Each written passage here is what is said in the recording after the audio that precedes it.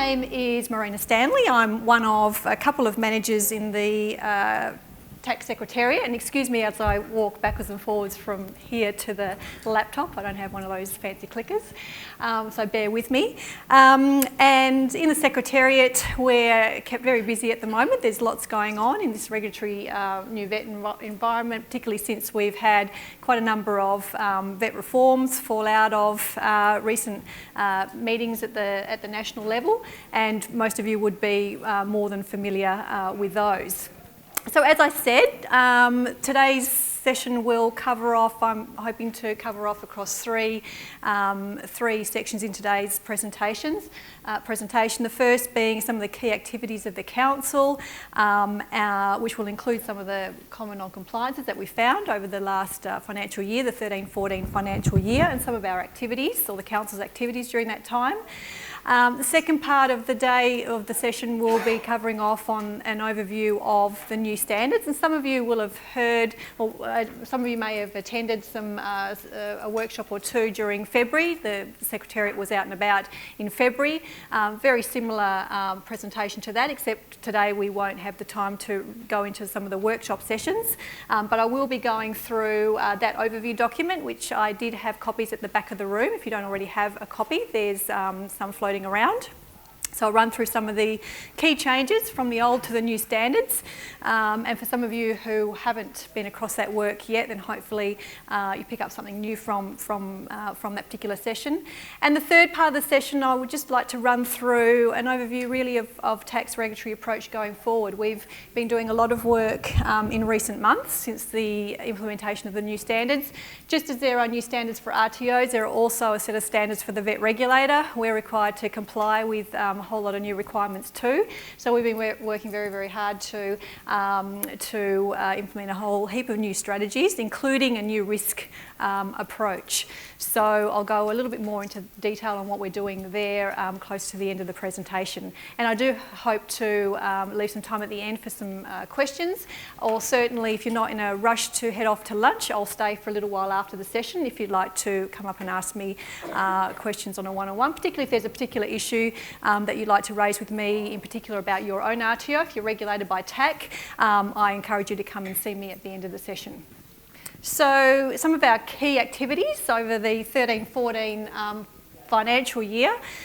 We endorsed 99 initial and renewal of registration applications. We approved 56 courses for accreditation and re-accreditation. That space keeps us very, very busy. So as well as our RTO auditors, we have a team of accreditation reviewers as well on our panel. We undertook over that period just over 320 audits of our RTOs, comprising 36 initial registration audits and 74 renewal of registration audits. It was a particularly high peak year for renewal of registrations during the 13-14 financial year. We undertook 36 accreditation reviews, 68 monitoring audits, which included, I think in that year also, strategic industry audits. Monitoring audits take the form of strategic audits, any other follow-up audits that we're required to do as well, and 109 amendment to scope audits. Now, as you start to see some of the data coming through for future years, you might see some slight changes in some of this data in years to come, given some of the shifts that we need to make as a regulator. And you will have heard some of the vet reform objectives, being one which is of particular interest to us is reducing the regulatory burden to you as providers, and hopefully that means it's also to us as the regulator. So we are making some shifts there. So we may see less audits. We may see the same number of audits. We're not quite sure yet. We need to have a look at what our new risk model will look like and how that will be applied. But certainly our mandate is to be auditing less providers who are performing well or have consistently demonstrated compliance over their registration period. We hope to see you less. And if you haven't been consistently demonstrating compliance, then we will probably see you more. So that's where you'll start to see a shift in our regulatory services. Now, up until now and into next year or this year, and next year, we'll continue to undertake risk assessments that are based on an application that you submit for a change of scope to your registration. So during 13-14, we undertook 347 risk assessments. So every time an RTO submitted an application to amend their scope with TAC, we undertook a risk assessment. We'll continue to do that, and as you'll see as I talk about what we're going to be doing and how we're changing our approach into the future, we will undertake this activity less and less. So we less focus on the actual application submitted by an RTO in the way that we assign a risk rating to your RTO. And some of this data is informed why we need to move forward with that approach. So of the 347 risk assessments, 33% didn't require an audit. So we essentially undertake a risk assessment to determine whether or not we need to come out and audit, whether it's a site audit or a desk audit or not audit at all. And 67% of those applications required either a desktop or a site audit. And sometimes those things, the risk indicators as to why we do or do not come and see you, they are varied. The risk indicators for us are about what kind of delivery you're doing, who your cohort are. Is it a new industry area that you're adding to your scope? Is it a high-risk delivery area, for example, where the delivery is linked to a licensed outcome? Indicators from past strategic industry audits that have told us actually we need to go and site audit every time there's an application in this particular qualification or industry area. So there's a number of indicators as to why we might come and see you. Not necessarily because you're a high-risk RTO, it's just that your delivery that you're looking to add to your scope is particularly high risk, and that's why we need to come out and see you. As I talk about our approach going forward, you'll recognise or you'll understand that some of the shifts that we're looking to make there, because there is an argument that says that risk assessing in this approach disadvantages potentially those RTOs that do consistently demonstrate compliance. Just because you deliver in a high-risk industry area doesn't necessarily mean you're a high-risk RTO. We should be coming to visit you more often. So there's some of the changes that we're going to be looking at going forward. So of those audits, and this is a quick overview because we are talking about the old AQTF, so in your head hopefully you're making the cross-reference to the new standards, and if you have a copy online or have access to the new standards, I've got a copy, my dog-eared copy here. If you haven't already seen them, we've gone from a 3 or 4 page AQTF to a 33-page document which gives you all the information that you need about what the new standards are. But in the past, over 13-14, what we found that the majority of non-compliances, and this won't be any surprise to you, essentially across 1.3, 1.4b and 1.5a, b and c. Now, often the 1.3 is as a result of non-compliances against 1.4 and 1.5. So there's a knock-on effect to the 1.3. And those of you who have had audits in the past will have recognised that. That's often there's a link across some of the standards, particularly in the AQTF. So, as I said, probably no surprise around having the appropriate staff, facilities, equipment and training and assessment materials that don't meet training package requirements. 1.4b was around training assessment being delivered by trainers and assessors who have the relevant vocational competencies at least at the level being delivered. Okay, that's quite a common non-compliance. But sometimes that's not because you don't have the trainers and assessors with the required, with the proper requirements. It's about how you're demonstrating that more so, and that's often how what we find. And then 1.5a, b and c is around the assessment not meeting the training package requirements. So back to you will have sat in audits with auditors, and they'll have the unit, and they'll be tracking back as per the unit of competency requirements to determine where you've ensured that the assessments that you're undertaking actually do meet the unit of competency requirements. And also not meeting the workplace and other relevant regulatory requirements. All of those issues across the old 1.3, 1.4s and the 1.5s, no change in the new standards. So those requirements are still there. There's possibly, or there are, much more wording around those requirements. What you'll find in the new standards is a much more prescriptive, much more information around what is required. In a couple of the standards, as we'll go to a little bit later, probably too much information, which has created a result where it's tied people up in knots around what some of the information actually means, or what some of the clauses within the standards actually mean. But we'll unpack a little bit some of those a little bit later on. But as I said, those issues are probably no surprise. So it's about assessment and having the right staff as well. So those requirements are still in the new standards going forward. And across the old conditions, again, probably no surprise, condition 1, which is your governance, that's still in the new standards. I think 2.1 from memory is, but governance is really throughout the new standards. No one particular clause of the standards that cover governance. That's about the organisation as a whole, ensuring that you're meeting the compliance requirements under the standards. Compliance with legislation. Now that particularly is one where often RTOs don't list or don't identify all of the compliance legislative requirements that they must adhere to depending on the delivery that they're offering. So often they're aware, but they haven't demonstrated in whatever documentation it is that you're providing at audit that you've thought about and listed all of the relevant legislation that pertains to the delivery that you're either adding to scope or that we're coming out to see you in any other kind of audit. The financial management, that's around clarity around fees. Again, that's not new in the new standards. In fact, the new standards require you to be even more transparent and provide more clarity to learners around what your fees policy is, how you collect fees, what are the fees, and all your policy and procedures around that, and information to students, and accuracy and integrity of your marketing, the old condition 8. You'll notice in the new standards, and we'll run through that in the overview, there's much more prescription around marketing than there ever has been in the past.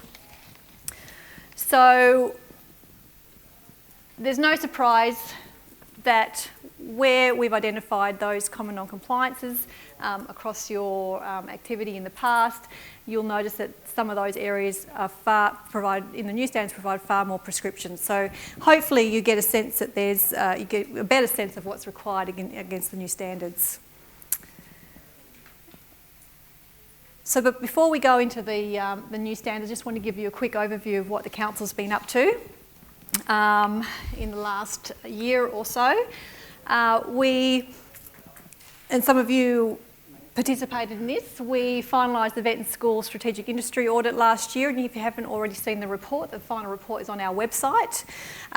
Work is currently being undertaken now with the follow-up work required from that strategic industry audit, including where we need to follow up with RTOs who had significant or critical overall levels of non-compliance at their initial audit within that strategy.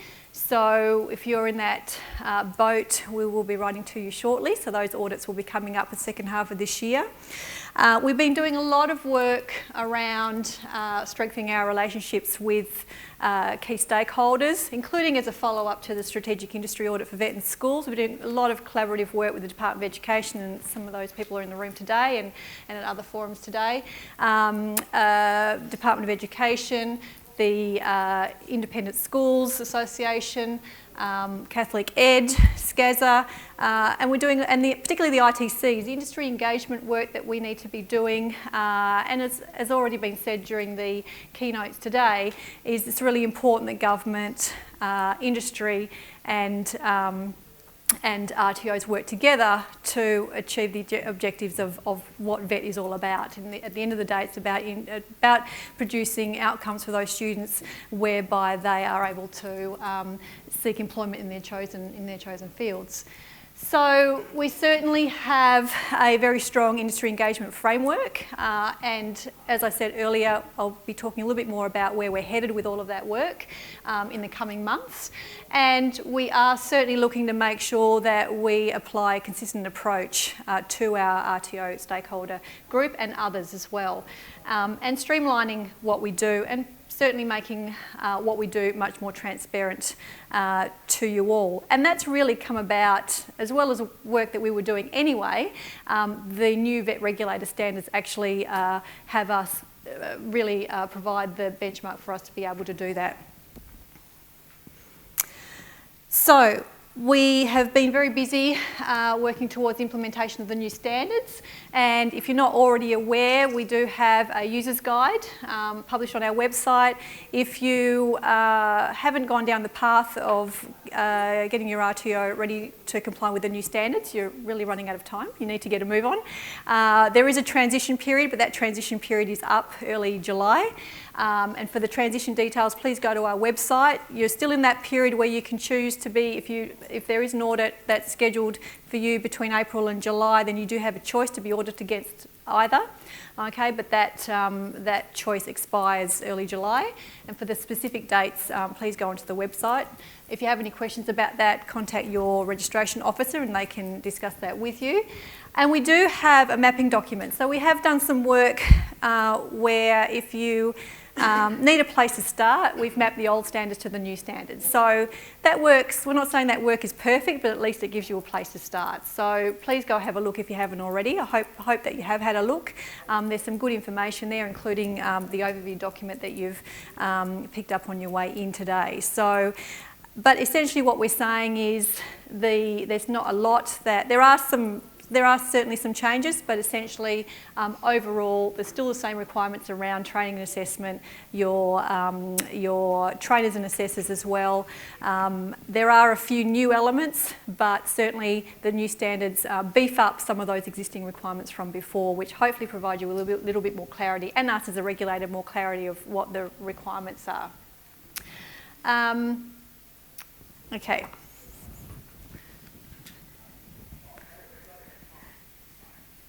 So just quickly running through what the new standards look like. As I said, we've now got 33 pages. And it is a document that you'll find yourself flicking backwards and forwards on all the time. You've got every part of this document is auditable except the context box. Okay, the blue context box that you'll find under the standard is hopefully what you'll find is a useful tool for providing you with some context to what the standard, what the intent of the standard is. The rest of it is auditable. So there are lots of terms in the glossary section at the front, and there's a reference at the back to, I think, 6 schedules. All right, that are referenced throughout the clauses in the standards as well. So you need to make sure that you're going backwards and forwards. Unfortunately, the terms that are set in the glossary aren't bolded throughout the standards, so you won't necessarily know that, for example, clause 1.3b, the term educational and support services, actually has a definition in the glossary. So do familiarise yourself with the glossary. It does provide some further guidance. If there isn't a term referenced in the definitions in the front, then what we're saying is the standard dictionary term applies. Okay, so the Commonwealth have done their best at providing as much guidance as possible within this document. So most of what you need is in here, hence why the Commonwealth didn't publish a user's guide as per the old AQTF. They've left it to regulators to provide a little bit of further guidance and some case studies and the like to help a little bit more. But essentially, most of what you need is in this document. And we're saying that's, it's a pretty good cut of what you need. So 8 standards all throughout. There's no conditions anymore, only standards. So they've all been integrated into just a whole set of standards. And like I said, to comply with the standards, you must meet the clauses, the schedules and the glossary all together. The context box is the only part that we won't be auditing against and doesn't form part of the standards.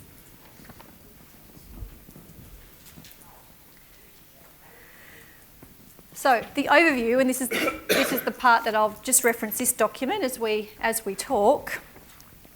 This is a handy ready reckoner really to give you a quick overview of what the main changes are in the new standards. The first two really are the two areas that probably provided the most discussion and the most, particularly as regulators with the other regulator, Australian Schools Quality Authority, ASQA, the national regulator. In fact, on validation, we're still discussing this issue through with ASQA. I know that different parties have issued different advice around particularly the validation standards, 1.9 through to 1.11. There's still, as I said, still discussion going on. We had our auditors in last week with some further discussions. There's a moderation meeting in Brisbane, which we're attending together with ASQA in June to really agree on what the final interpretation is and the information that we need to provide to RTOs. As I said, there is some guidance out there, but there's different interpretations of the information that's out there, and we just need to get to a point where we can simplify the interpretation as much as possible and give you a little bit more clarity around the interpretation so everybody knows what they're doing. There's discussion, particularly around the validation. Is it only 2 units I need to validate out of a qualification and the like? So some of you are nodding your head, you know what I'm talking about.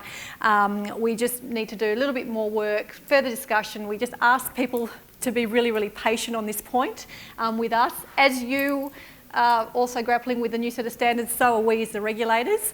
We're just doing our best, as you all are, to make sure that we get it right. But as soon as we have it flat, then we'll provide that communication out to you. But amount of training, the first one, that's one that we call a little bit of a sleeping giant.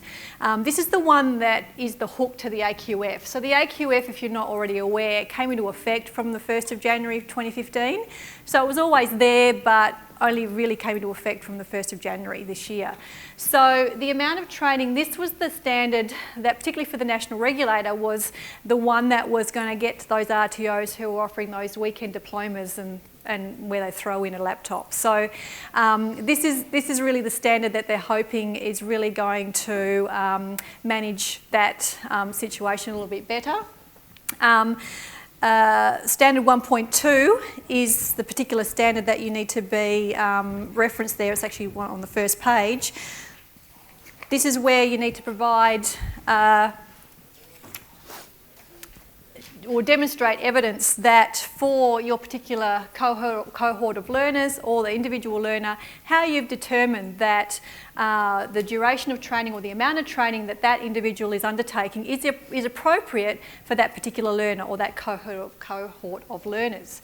So the kinds of things that you need to be considering is what's the prior skills and knowledge of that learner. So the auditor will ask you, they'll look at your strategy that you'll submit as evidence or across the table at a site audit, and they'll ask you, how did you determine that 5 days for those 3 units is sufficient for that particular learner or that particular cohort that you've listed on that strategy, and you'll tell your story about how that is appropriate.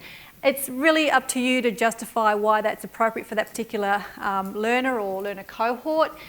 The auditors will expect to see different strategies for different learner cohorts. I mean, that might sound obvious to some of you, but you'd also be surprised to hear that they often just see generic strategies, and it's clear that there's more than one learner cohort undertaking that particular course or unit of competencies. So be sure to customise and update those strategies over time, okay? Whether it's, it's a weekly change or a 6-monthly change or an annual change. Just make sure those strategies really are contextualised to that particular learner cohort, or those RPL candidates. So whatever that learner cohort is that you're targeting, that your strategies reflect that. It's really, really important. And that you've got support. A strong focus of the standards is that industry engagement. You've got support from your industry stakeholders to say, absolutely, 5 days for those 3 units for that particular learner cohort is spot on. So, where you don't have industry support, then the auditors will drill down. They'll ask you questions.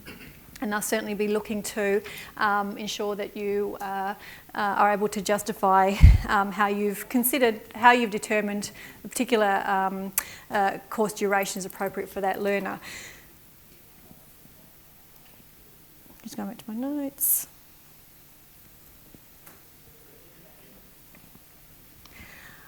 One way that, the only other thing I'd like to say about amount of training is you may be able to, through your marketing, ensure that you're getting the right candidates for that particular program as well.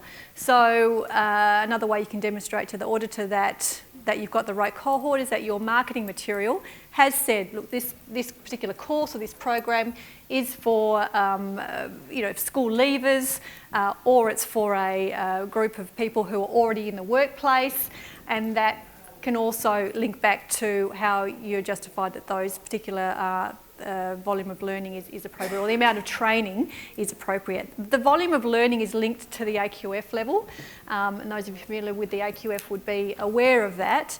There's still some conjecture over determining the, I think it's 1.2C.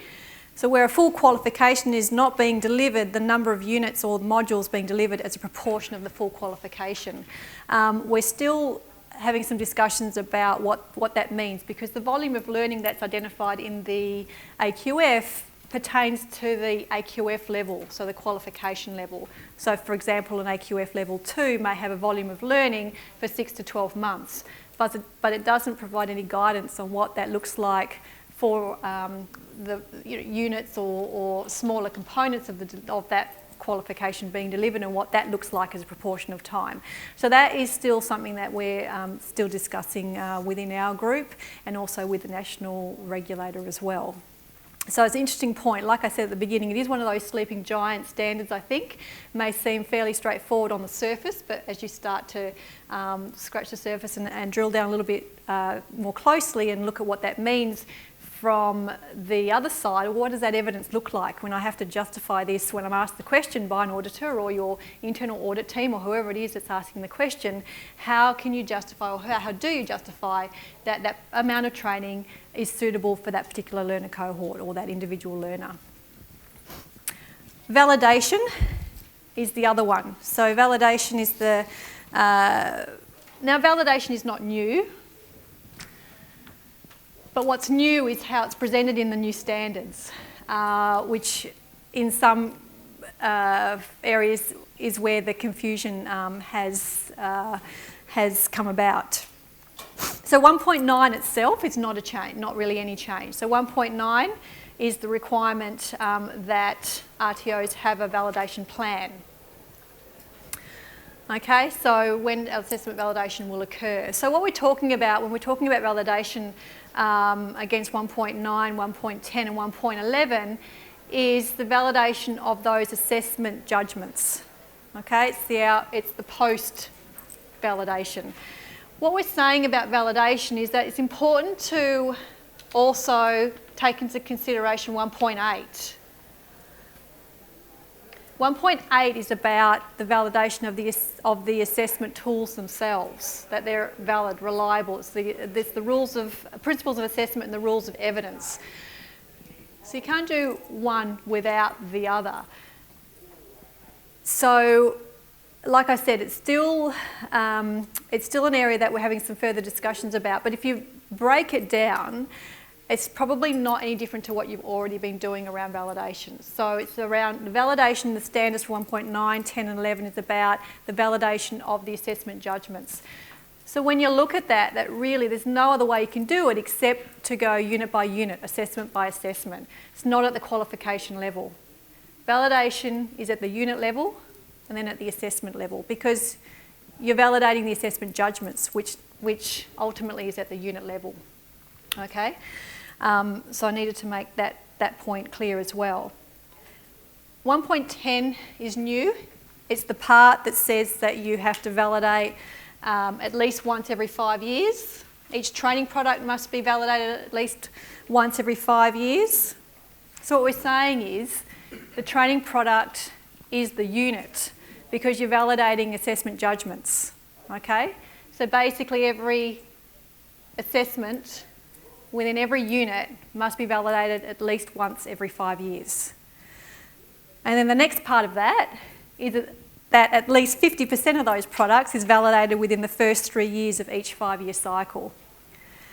Taking into account the relative risks of all of the training products on your scope of registration, including those risks identified by the regulator. Now, our auditors aren't going to do the maths. They're not going to say, well, you haven't validated this many, you've got X number of units or qualifications on your scope, which means you've got this many units that you're delivering, which means you're undertaking X number of assessments, which means X number of assessment judgments. They're not going to do that. It's your job to justify what your sample looks like and why your sample looks the way that it does.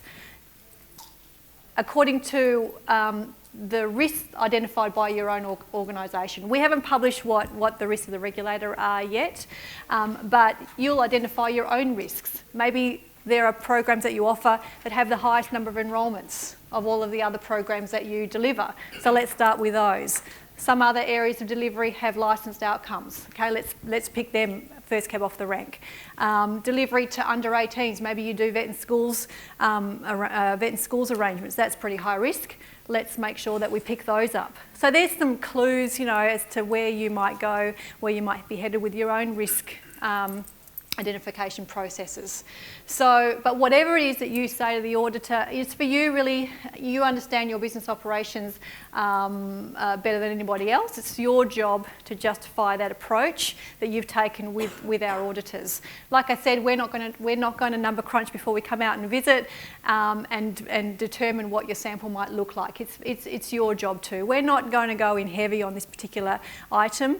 It's whatever. Surely, if there are some obvious questions to ask, the auditor will ask them. If they're not particularly sure, they may call into the secretary and say, look, this is what I've come across, not really sure it's making the cut, and we will have a discussion about it and support and work with the auditor for them to make a final determination. But it is something that we're asking RTOs not to overthink.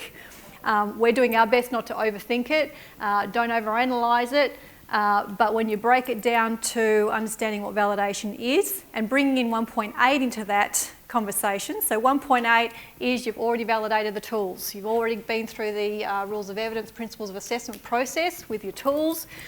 That's pre. The post validation is your 1.9, 10 and 11. That's the stuff that you're doing that's validating the assessment judgments. Okay, and we are looking at unit level, assessment outcome level. So it really is at the unit level. Okay. Hopefully I've made those points clear.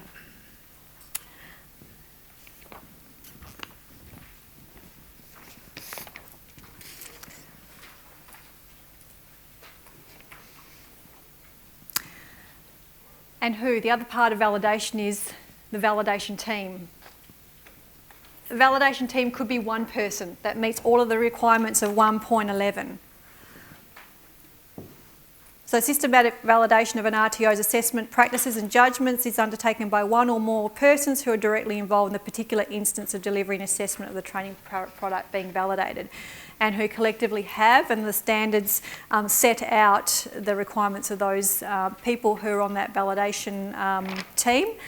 So current industry, vocational competencies and current industry skills relevant to the assessment being undertaken, current knowledge and skills in VET, vocational teaching and learning, and the training assessment qual or assessor skill set referred to at the back of the standards.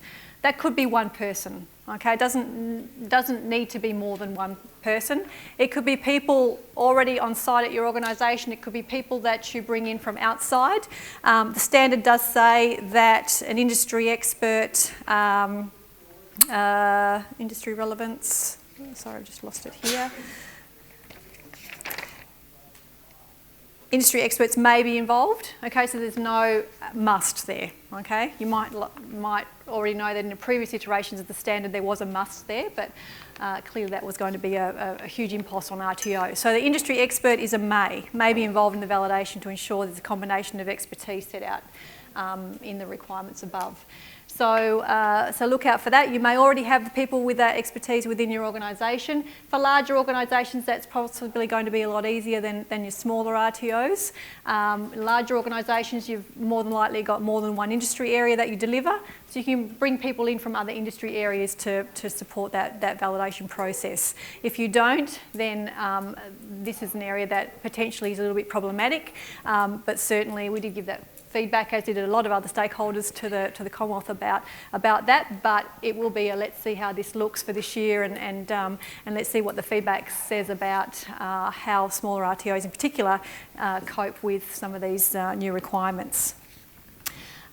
Requirements for trainers and assessors. This is really important and a big one. There's some transition requirements happening. So from January next year, okay, you have to have the qualification specified at the back of the standards against Schedule 1. So for TAE, so we're looking at standards 1.13 through to 1.16 for trainers and assessors, and then from 1.17 onwards, the requirements for working under supervision.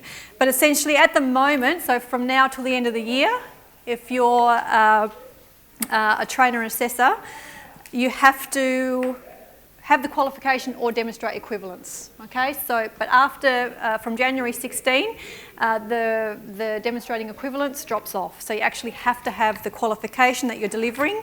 If you're a trainer assessor, you have to have the TAE, Cert 4 TAE as a minimum. And you'll notice in Schedule 1 at the back, there are some other options. Also a diploma or higher level qualification in adult education. So from January 16, you either have to have the Cert 4 TA training and assessment or its successor, or a diploma or a higher level qual in adult education.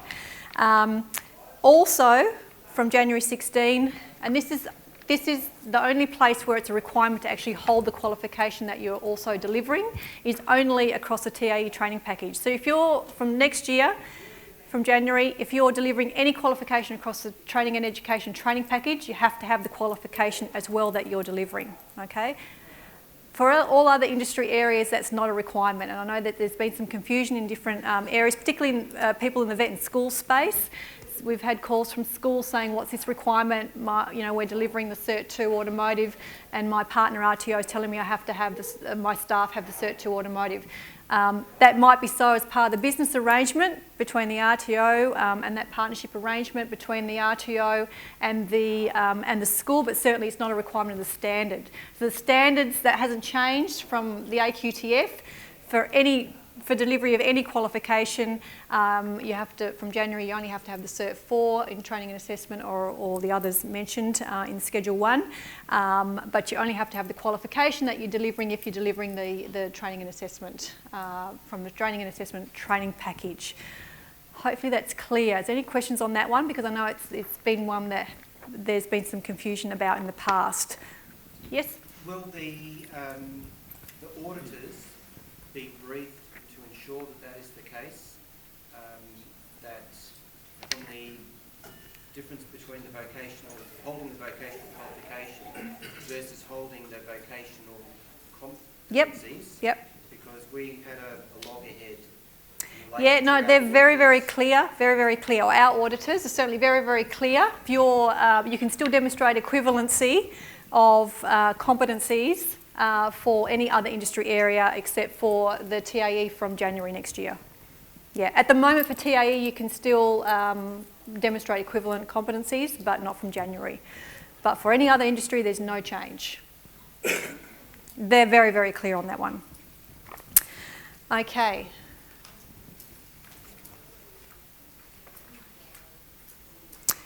Written agreement, standard 2. That's the other new one. Not new as far as, I suppose, a lot of RTOs, as a matter of good practice, will already have had written agreements in place with any of their partner organisations.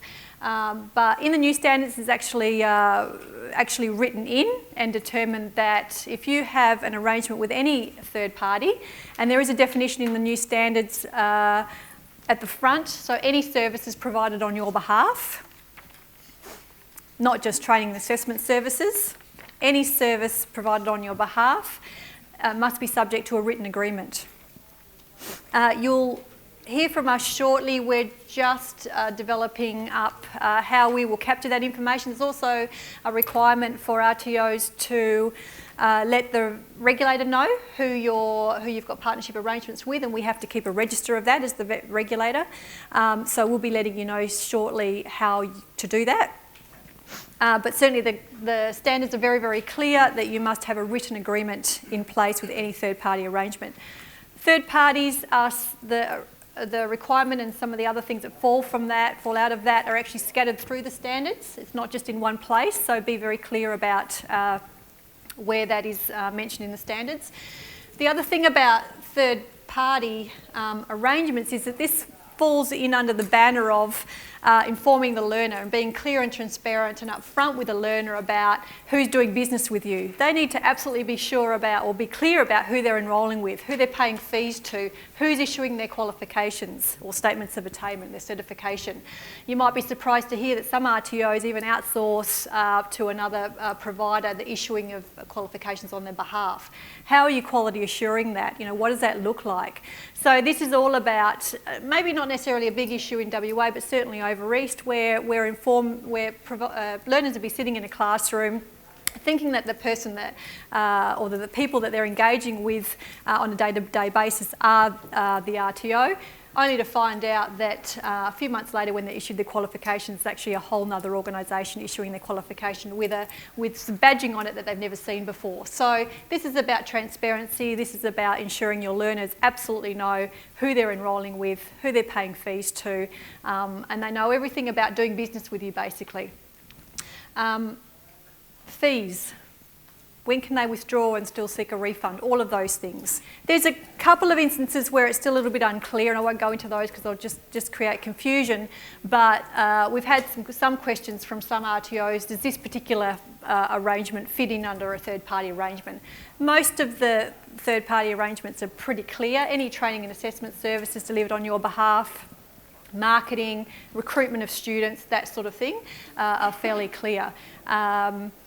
And we're starting to see that, or it's probably not new, but we've started to see arrangements where there are people at shopping centres recruiting students for RTOs and that sort of thing. And some of you may have even gone up to some of those people and just for curious, just that you're curious and wanting to find out a little bit more about how that all works. But that's certainly popping up more and more around the place. So just some clarification on that from a vet and schools point of view. Yep. We do some work with RTOs under a profile, so the students belong to us and they go off-site, and then we do work under an auspice or a fee for service. Should we have a partnership agreement for all those models, or only for the fee for service auspice? How is that all working? Because there's a bit of, they're our students under a profile, and they go off campus. Should that be a third-party arrangement because we're monitoring and using those for waste equivalents? Or should it not be a third-party arrangement and they belong to the state training provider or the private RTO? There's a bit of confusion out. This. And we can, and we're talking a lot anyway. So let's look at all of those models and let's provide some clear guidance so people are absolutely aware. Because you're right, even under a vet and schools arrangement, you've got 4 or 5 different arrangements even within that. So what fits under a third party and what doesn't. Right. And sometimes it doesn't hurt to have an agreement in place, if you're not sure, to have one in place anyway, so that people are very clear about who's responsible for what. So that's essentially, that's also a good place to start as well. If there needs to be some understanding or agreement that, okay, well, those people are responsible for that part of this arrangement, then maybe there should be a written agreement between the parties. Otherwise, how are people going to know what their roles and responsibilities are under that arrangement? So it probably makes good business sense anyway to write those things up. We do have an MOU in place if it's an auspicing arrangement, but the difference is if it's an auspicing arrangement, then we have an obligation to report to the regulator if there's any amendments. But if we are conducting the training in the school and issuing the qualification, then that's a bit different. Yeah, but let's talk about, you know, I don't want to say no or yes, and then there's some specific parts of that maybe, you know, could be subject to, but err on the side of, okay, this probably needs to be under some kind of arrangement. So there are requirements under the standards, and we've got 15 minutes to go, so I'll keep going, and please come see me at the end of the session if you have any more questions about this. But this is about transparency to the student, risk to the student. So they need to absolutely know who they're signed up and with, and also you need to make your third-party partners clear about the fact that under these new standards, we can, as the regulator, now go in directly to the third party. So that's the other question to ask yourself. Is there any part of the standards that, you know, I'm overseeing as the quality assurer? If the regulator can go directly out to see my third party, how can I be sure that they're meeting the standards on my behalf? Okay, so that's the other question that you might ask yourself.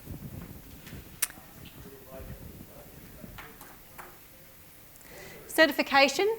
I'll just quickly go through some of these. We've already talked about marketing. AQF certification is a new requirement that you're issuing learners with their AQF certification within 30 days of the learner completing completing the program, if they've paid their fees. So in the old AQTF, that issue was silent, but in the new standards, great clarity for RTOs. If somebody's paid their fees and they've completed the program, then you're able to issue their qualification, their AQF certification. If they haven't paid their fees, then it's in the standards now that you have the right to withhold their AQF certification, which is great news. It's good that that's been cleared up.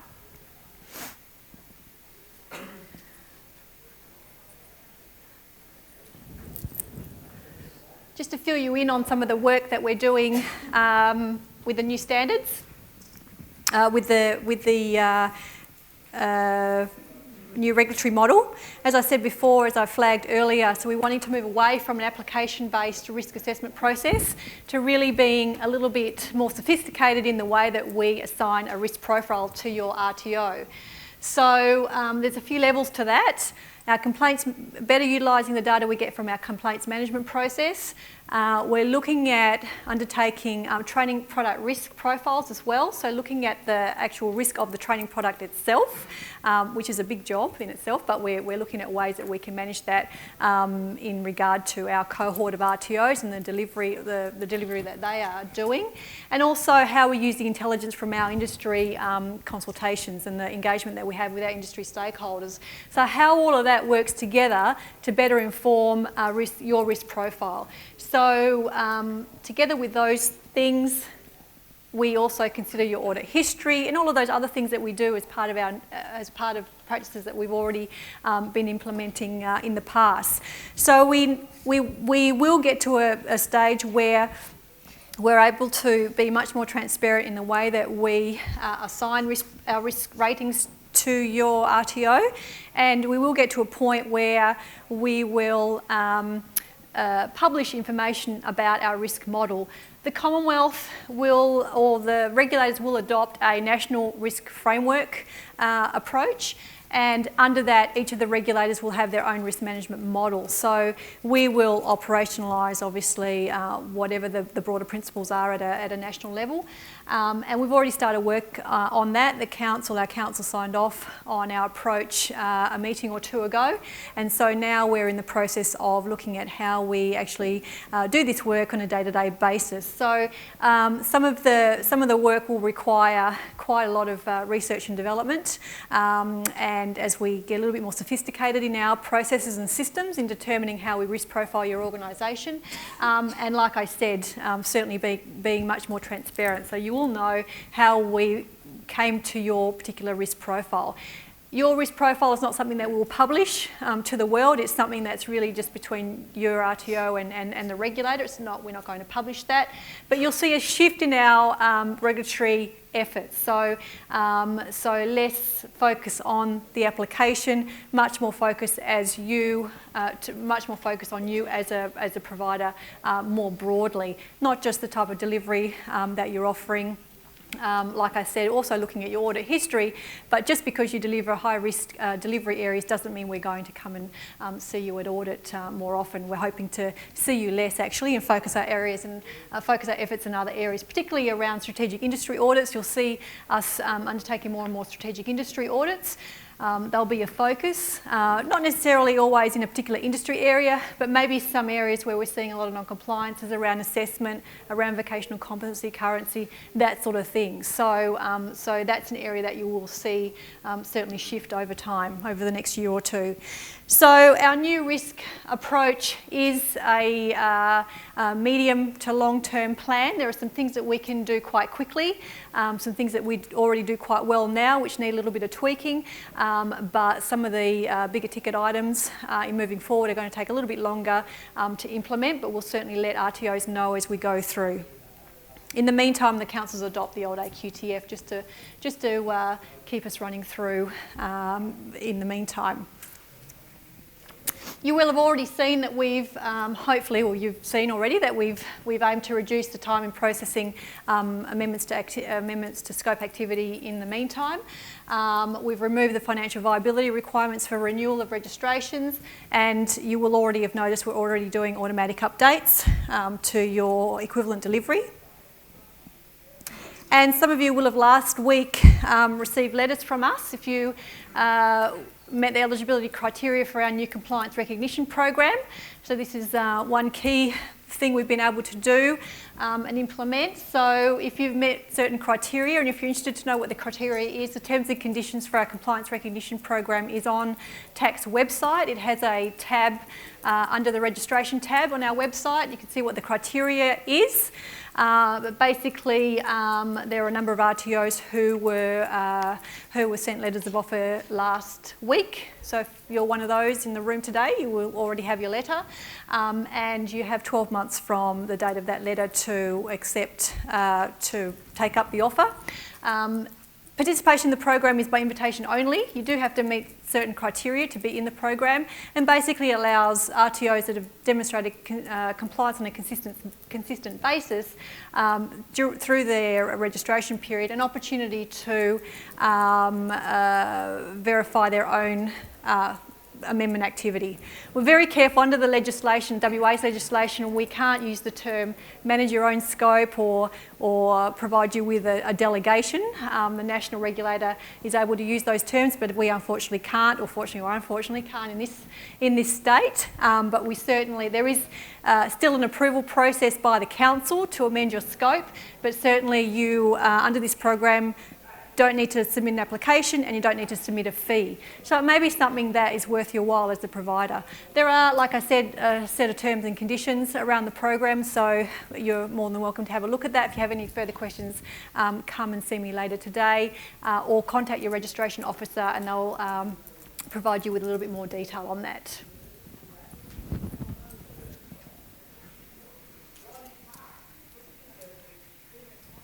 And my last couple of slides really is just to let you know that we continue to work very collaboratively with ASQA and also DTWD. We share information a lot. We discuss a range of matters very, very often, particularly around compliance matters or interpretation of the standards. And like I said, there are still some areas within the standards that we're still having a lot of discussion with the national regulator in particular around the interpretation application around some of the standards, including, like I said, some national moderation with the national regulator coming up in June. So we're certainly making sure that we're all sending the same message to RTOs. If you're a funded RTO, we work very closely with DTWD and we have an MOU that we're just about to sign off on to ensure that we are sharing that information and managing the risk for the state in that area as well. So, so just to let you know, that's certainly an area that, and our general engagement with stakeholders across the board is very, very strong. So I'd just like to thank you for your participation today. More than welcome to ask me any further questions if there's a particular issue. And that is it. Thank you very much. Thank you. Authorised by the Government of Western Australia, Perth.